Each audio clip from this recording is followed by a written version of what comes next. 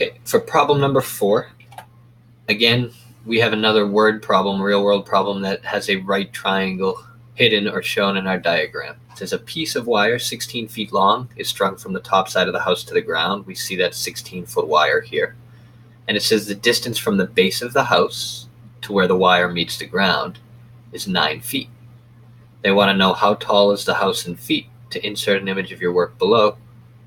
So what we need to see here, go ahead and full screen the whiteboard where we've drawn this picture out. Here's the house, a 16-foot wire, 9 feet from the base of the house to the wire. They say, how tall is this house?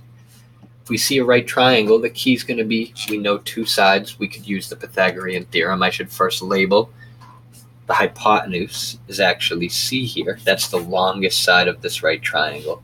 That means A and B are the 9-foot length and the height that we don't know yet. So this time we know that C is 16, we know that A is 9, but we don't know what B is this time. In this situation we know C and A, but we don't know what B is.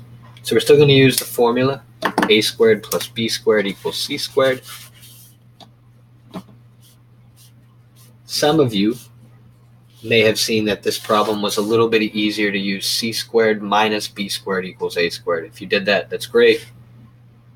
We'll see here you could still use A squared plus B squared equals C squared as well. Either one works. This one just gives us an extra step at the end.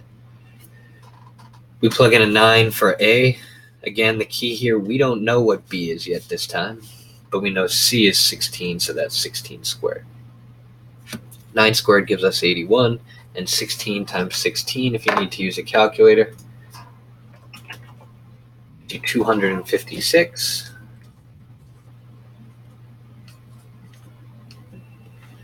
But this time, the key to recognize, and this is why some kids would have chosen to use C squared minus A squared equals B squared, these like terms are not gathered on the same side yet. So we're going to instead have to use an inverse operation, subtract 81. Because I don't want the 81 on the B squared side, I want it with the other number on the right expression. So the inverse of a positive 81 is a negative 81. I have to do the same thing to both sides. 256 minus 81 leaves us with 175 equals B squared. At this point now, you all should recognize the last step is going to be to square root both sides. So the square root of 175 is going to be our answer at the end. When you do the square root of 175,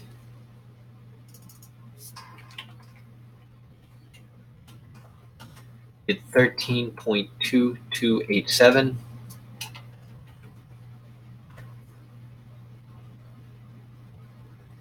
About 13 feet, and we take a look. Yes, 13 feet seems pretty reasonable to be putting in here if this is 16 feet and that's 9 feet.